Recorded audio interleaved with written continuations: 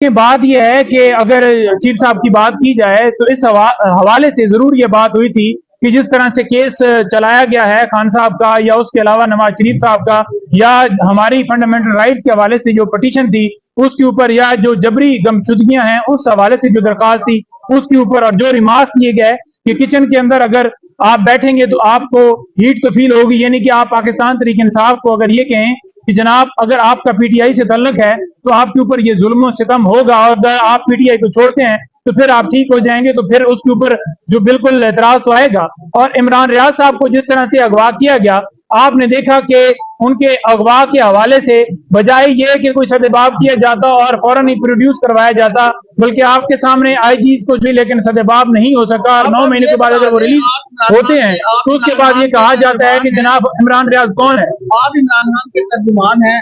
ہم آپ سے یہ جاننا چاہ رہے ہیں کہ آپ چیف جسٹس قاضی فائز عیسیٰ پر اعتماد کر رہے ہیں یا نہیں کر رہے ہیں؟ دیکھیں اس حوالے سے آپ کو جو ہے وہ واضح طور پر جو پالیسی ہے وہ پاکستان تحریک انصاف کی مزید اگر درخواست گئی تو اس کے اوپر واضح نظر آ جائے گی۔ کل جو 2 بیانات چلے اس حوالے سے آپ ضرور پوچھ رہے ہوں گے، تو اس کے اوپر میں کامنٹ نہیں کرنا چاہتا کیونکہ 2 وہ بیانات مختلف آئے، اور اس کا آپ پریکٹیکلی تب دیکھیں گے کہ اگر ہماری پٹیشن کسی جگہ کے اوپر یہ بتا دیں کہ قاضی کون ہے، آپ کسی قاضی کو جانتے ہیں؟ نہیں۔ اس کا مطلب اعتماد نہیں کر رہے آپ؟ Thank you ji, thank you. Reject کیے جائیں کیونکہ مریم صاحبہ وہاں گئی ہیں تو یہ بڑا ضروری سمجھ رہے تھے، ہم حیران ہیں کہ کس طرح سے یہ نمائندگان بنے ہوئے ہیں پی ایم ایل این کے کہ ان کی ڈائریکشن کے اوپر جو ہمارے امیدوار ہیں ان کو جو ہے اٹھایا بھی گیا، تائید کنندوں کو اٹھایا گیا، تجویز کنندوں کو اٹھایا گیا، اور پیپر ریجیکٹ کرنے کے لیے ہر طرح کے حربے کیے گئے۔ تو انشاءاللہ آپ دیکھیں گے کہ تمام حلقوں سے پاکستان تحریک انصاف کے جو پیپرز ہیں وہ ایکسیپٹ ہوں گے۔ سرگودا سے 2 اور درخواستیں بھی، 3 بلکہ، ایک اسامہ میلا صاحب اور انصر حرل صاحب، اور اسی طرح سے وہاں پر سہیل گجر صاحب،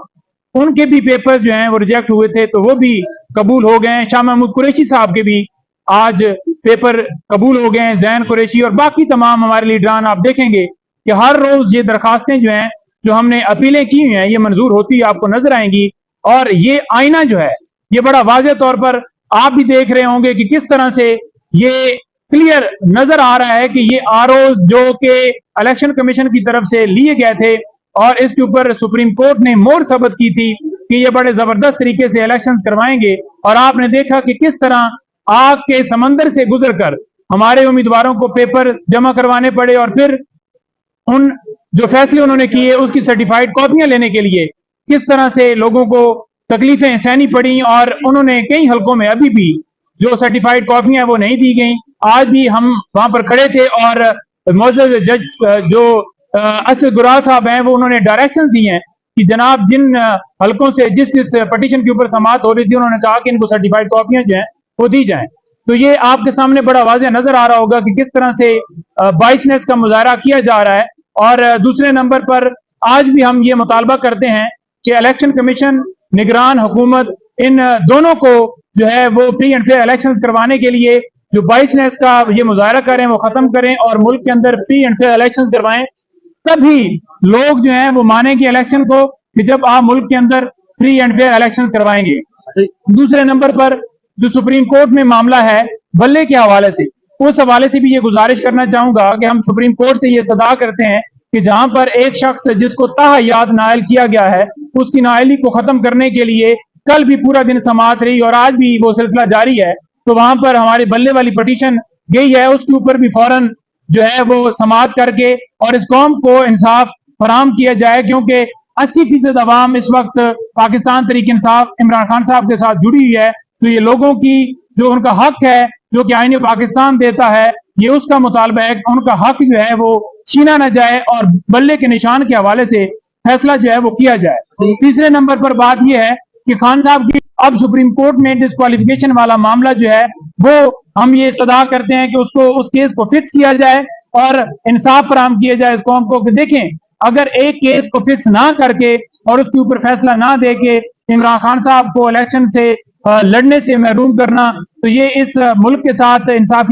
ناانصافی ہوگی اور جمہوریت کے اوپر یہ حملہ ہوگا۔ اور ہم یہی گزارش کرتے ہیں کہ عدالتوں کے پاس ہم مقدمات لے کر جاتے ہیں تو منصف کا یہ کام ہوتا ہے कि फिलफौर इंसाफ फराम करना, और जिस केस के अंदर अगर इंसाफ फराम करने से डिले किया जाए तो उसका मतलब ये होता है कि आप इंसाफ से इनकारी हैं। Justice delayed, justice denied. इसके अलावा अगर नहीं भाई, ये बताइएगा कि आप एक तरफ सुप्रीम कोर्ट से बार बार इस्तदा कर रहे हैं कि हमारे केसेस लगाए जाएं, इंसाफ मांग रहे हैं, आपको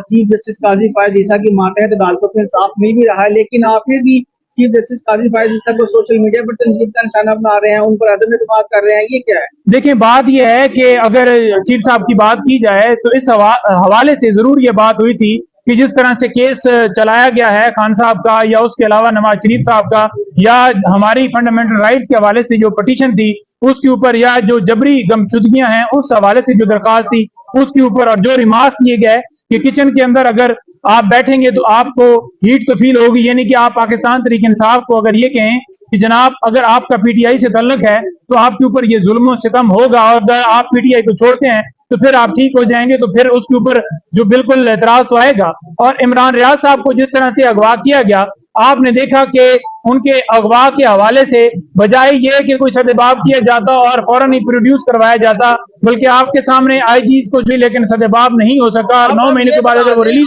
होते हैं तो उसके बाद ये कहा जाता है कि जनाब इमरान रियाज कौन है। आप इमरान खान के तर्जुमान हैं,